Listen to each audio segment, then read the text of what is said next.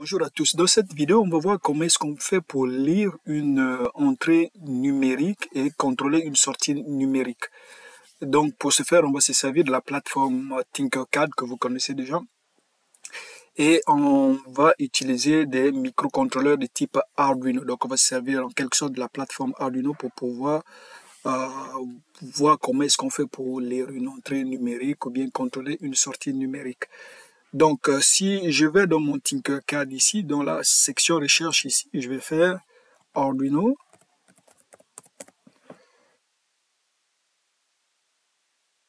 Donc, vous voyez, vous avez déjà plusieurs kits de démarrage ici. Là. Donc, si je prends la platine d'essai, la première ici, j'amène ici. Et donc, vous voyez que j'ai ma protoplaque et puis mon Arduino qui sont déjà connectés. Donc, en réalité, ici, j'ai déjà cette plaque de montage qui est alimentée directement par notre carte Arduino ici.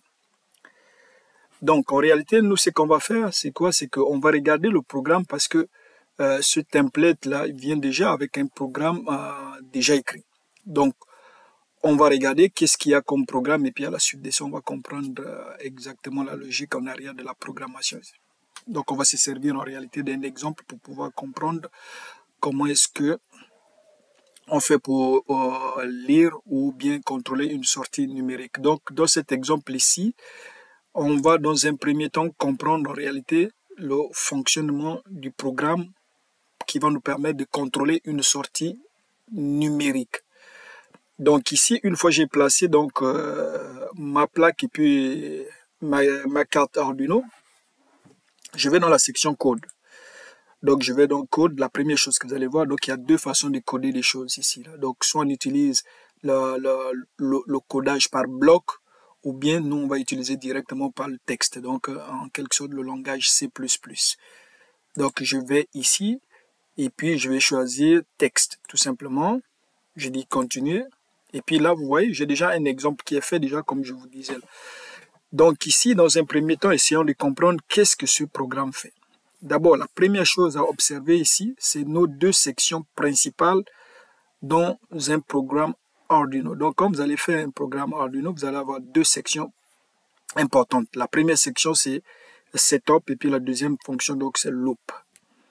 Donc, dans la première section, on va mettre tout ce qui est configuration. Donc, on va configurer nos entrées-sorties.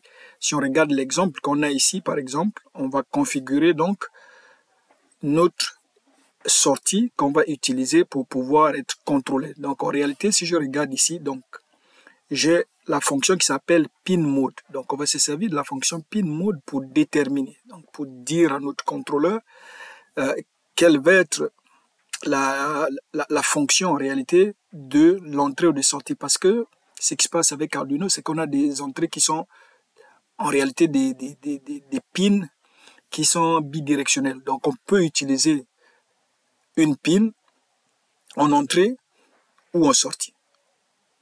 Donc, pour ce faire, si on veut l'utiliser, si on veut utiliser dans un mode ou dans un autre, on a besoin de préciser ça donc à notre contrôleur. Donc ici, on va utiliser la fonction pinMode. Donc la fonction pinMode, si on regarde ici, il y a deux paramètres.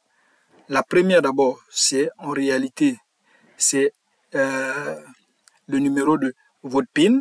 Donc si je regarde ici, par exemple, je vois j'ai un exemple, ben, j'ai des numéros de pin ici, donc il faut que je dise de quelle pin il s'agit. Est-ce que c'est la pin 13, est-ce que c'est la pin 12, est-ce que c'est la pin 11 ou 10. Donc le deuxième paramètre, c'est le fonctionnement de la sortie ou de l'entrée en question, ou de la pin en question.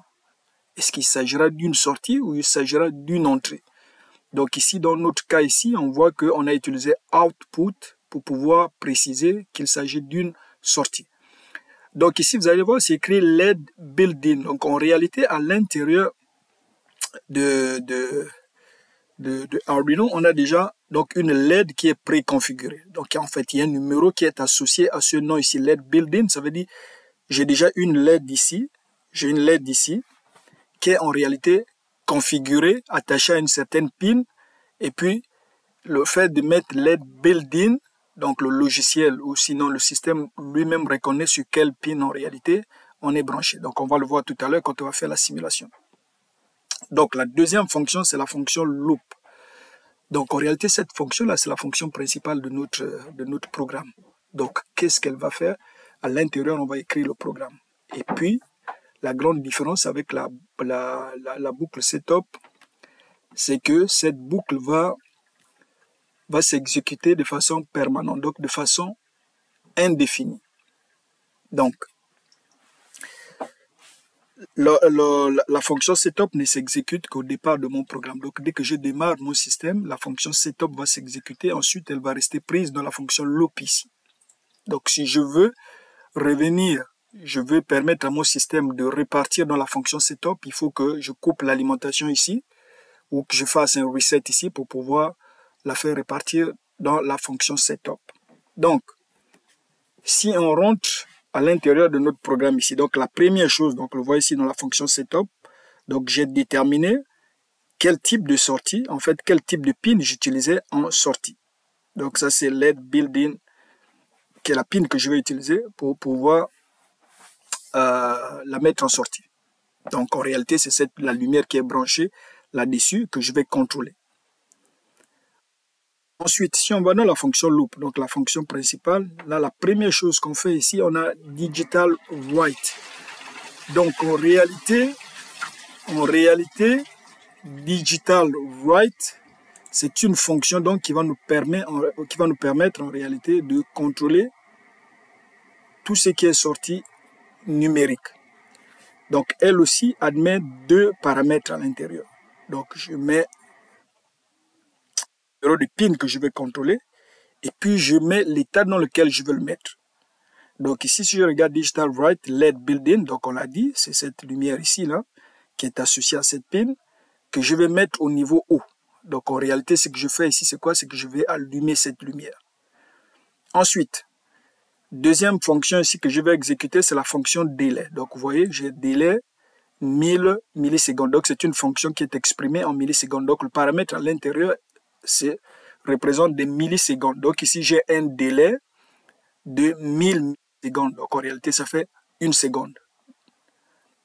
Donc je vais avoir une pause dans le programme de 1 seconde. Ensuite, après ces 1 seconde, qu'est-ce que je vais faire? Je veux reprendre encore la même fonction Digital Write, mais cette fois, sur la pin, donc la LED built-in ici, je vais appliquer un niveau bas. Donc en réalité, je vais éteindre ma LED. Ensuite, je vais encore observer un autre délai d'1 seconde et ensuite, je vais recommencer.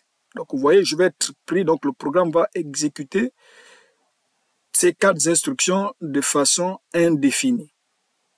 Donc, en réalité, si on regarde le programme, là, qu'est-ce qu'il va faire? Donc, il va allumer une lumière pendant 1 seconde. Ensuite, il va l'éteindre pendant 1 seconde. Ensuite, il va l'allumer pendant 1 seconde. Et ensuite, il va l'éteindre pendant 1 seconde. Donc, si on fait la simulation de ça, qu'est-ce qu'on va observer ici? Donc, si je démarre la simulation. Donc, vous voyez ici, vous avez donc la lumière qui est intégrée ici, qui est notre LED built-in ici, qui est intégrée ici. Donc, vous voyez, elle s'allume et puis elle s'éteint à chaque 1 seconde. Donc, voilà ce qui conclut notre première vidéo sur le contrôle d'une sortie numérique. Donc, dans la prochaine vidéo, on va regarder comment est-ce qu'on va faire donc cette fois pour lire une entrée numérique et ensuite de ça, contrôler une sortie numérique.